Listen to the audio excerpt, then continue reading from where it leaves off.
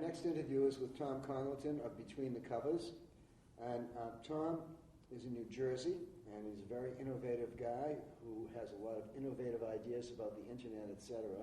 But let's start at the beginning, Tom. Give us a little biography of you, your background, your education, family life, what turned you on to books, and what brought you eventually into the trade. Sure. Well, let's see. I don't have a great deal of education. I did some college, and most of those colleges wouldn't appreciate it if you brought my name up in connection to their institution. I was a cabinet maker before I became a bookseller. I became a full-time bookseller right after I turned 30, unlike you, who started when you were 4 or something. Great. What was the date of your inception into the business? Oh, I think it was probably 1984. I was growing up. I had an aged aunt, a great aunt in Altoona, Pennsylvania, who was married late in life, and she owned her own house, and she was a school teacher, and she rented a room to an antique dealer. And I was always fascinated. We used to go and visit her a lot, and I was always fascinated by all the old things she had. I think in retrospect, they weren't very grand antiques, but it did get me interested in old and rare things. And when I started to collect books when I was 15 or 16, I couldn't afford much, when I started to collect antiques, I should say, really, I couldn't afford, a blanket chest, which cost $50, but I could buy an old leather book for $4 or $5 or something. And that's what got me started in it. And I dabbled, as people will do, for the better part of a decade. And then when I was in my mid-20s, I met some real booksellers. That sort of focused my attention. And within 5 or 6 years after that, I became a full-time bookseller. When did you open Between the Covers? Right around 1984, 85. And you've always been in the same location? Well, we've always been pretty much always been in South Jersey, right outside of Philadelphia, right over the river. And tell us a little bit about the business itself. I know that you've done a lot of innovations with regard to photographs and internet stuff, etc. So how about a little promo for yourself? Oh, sure. Well, we started out as traditional catalog booksellers, like everyone did back then. And after a while, when the internet came in, we were the part of the business that I think was the most affected was modern first editions, which ultimately weren't rare. There were just regional disparities in supply and demand. And once all these books got dumped on the internet, there was no shortage of modern first editions.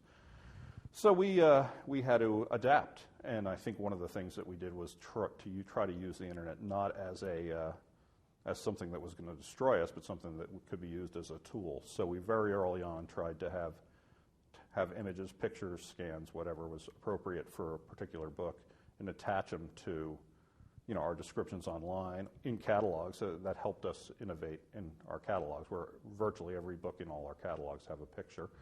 I think it's anecdotal, but I think it's probably accurate that we probably have more images of books on the internet listing services than everyone else put together. We have approximately 40,000 books online that have images.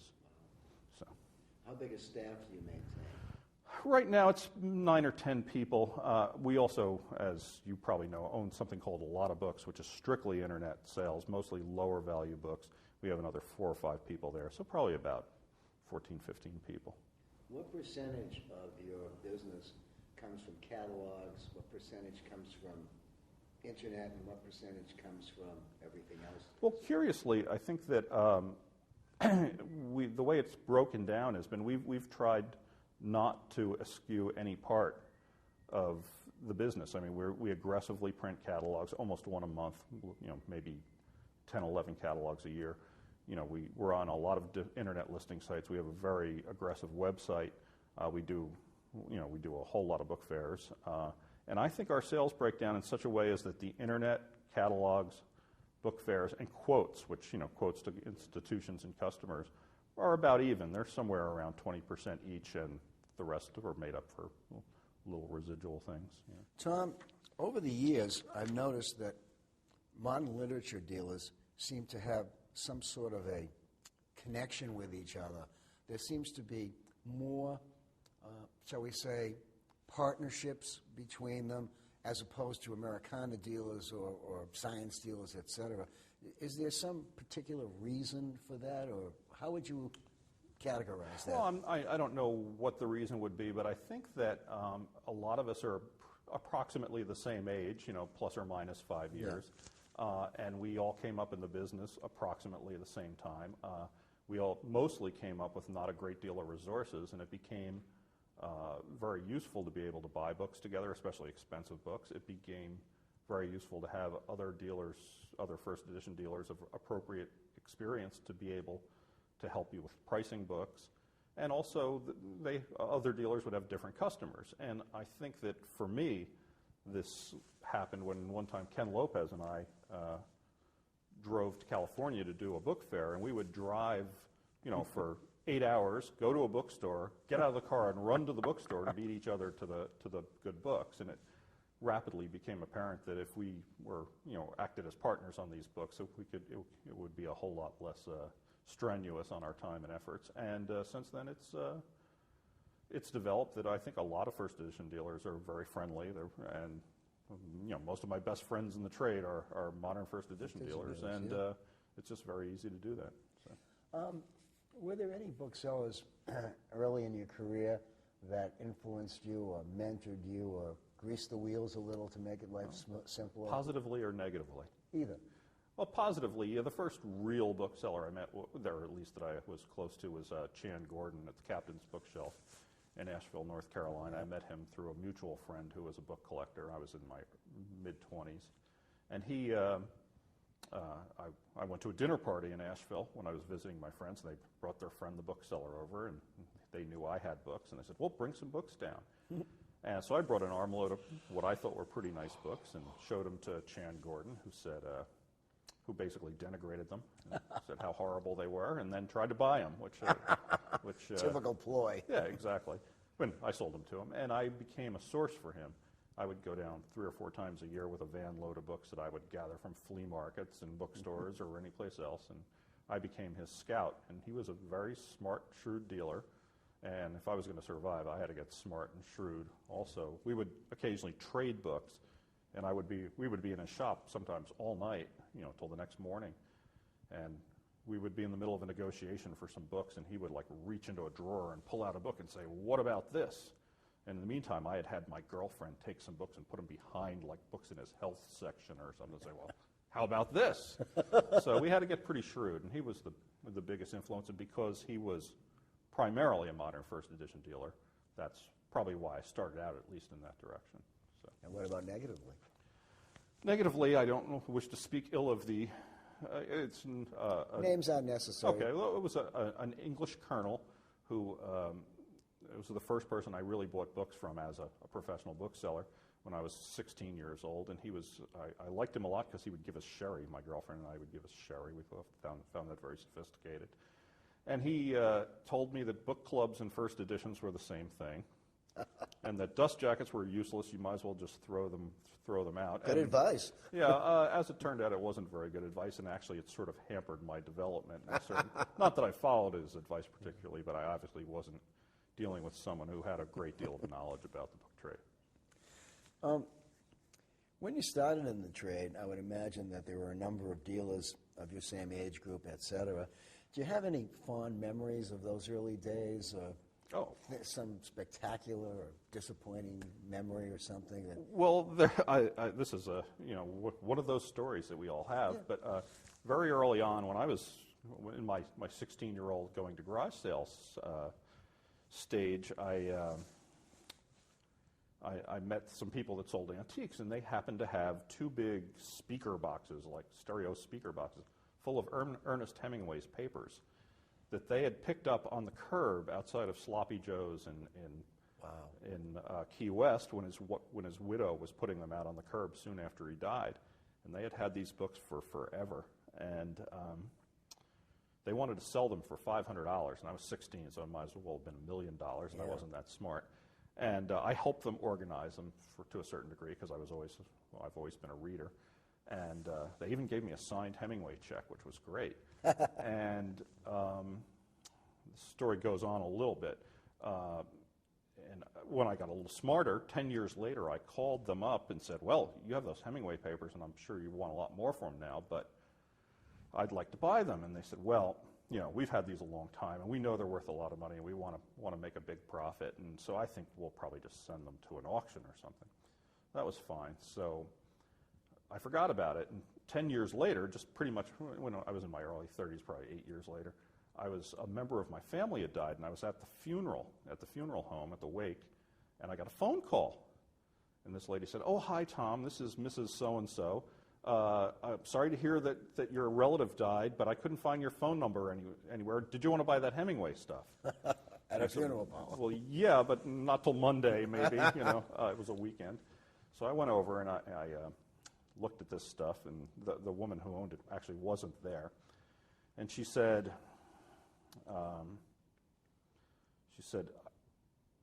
look at the stuff, and then my daughter will have you call me. So I called her up, and I said, well, I'd like to buy the stuff. And she said, well, you know, she gave me the same speech. We've had this forever. We want to make a ton of money. We've had it for, she goes, I said, well, how much do you want? She said, well, we want $750. Wow. So that's when I made my fatal mistake and offered her very much more, and almost didn't get it, but eventually did. But I did sell it to the whole lot to Jeffrey Marks and Peter Howard, and they came over to my house and looked at the things and wrote me a very big check, and I was very impressed. And Peter Howard has always been particularly helpful to young dealers. Yep. And I reduced my price, and Jeff Marks said to me, if you reduce your price to where we can buy it, we'll let you in on other deals. And a few months later, he and I went to the South, down to Alabama, and bought a big stack of Flannery O'Connor letters in partnership. And that was the beginning of me dealing with dealers who were a little more senior in the trade, if not in age. So that was one thing that was very helpful to me. So. Yeah. We're in a kind of a crazy time in the book trade with the internet and prospects, et cetera. If you were a young bookseller and wanted to get into the trade, could you? Would you? I think yes and yes. I mean, I would want to, at any rate. And I think you could, because I think that one of the things that is hard for a new bookseller to get into, I think, are established subjects. I mean, if you want to become an Americana dealer and compete with Mike Ginsberg and Bill Reese, you're going to have deep pockets, or you're going to have to work pretty hard. Same thing with the first edition dealers. I mean, if you want to buy books that are $20,000 and $50,000 and $100,000, you need a lot of money, yep, or you have to work pretty hard. But I think what's wonderful about the rare book world is it encompasses so many subjects that if you can pick your own path and pick your own interests and develop it, and if it's not one of the very obvious mainstream things like Americana and first editions and children's books, you can do it. It can be done, and I think that it mostly just takes imagination. And I think that there's the internet, which has, of course, hampered us in a lot of ways by making the supply of the things we sell, some of the things we sell, more plentiful, also gives you a lot of resources to find things that you wouldn't otherwise be able to. And I do that all the time. I spend a lot of time on the internet buying books that other people don't value as highly as I do. Is that a principal source of acquisition for you?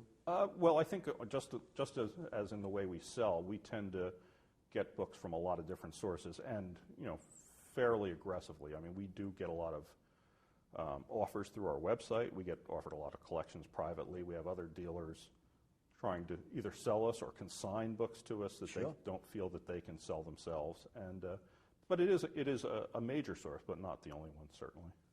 What kind of challenges do you see we booksellers facing in the next 10, 15, 20 years vis-a-vis the trade? I'm not so sure what they are. I think that one thing is the higher levels of the trade, the dollar figures are getting very high.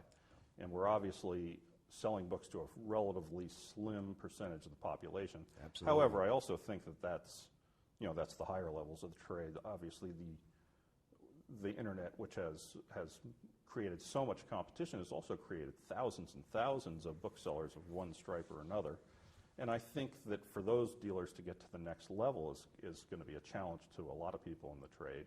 And I think it's also a way for the wheat and the chaff to be separated. The people that are just doing it because they can make a little extra money out of their basement probably aren't going to thrive, while others will.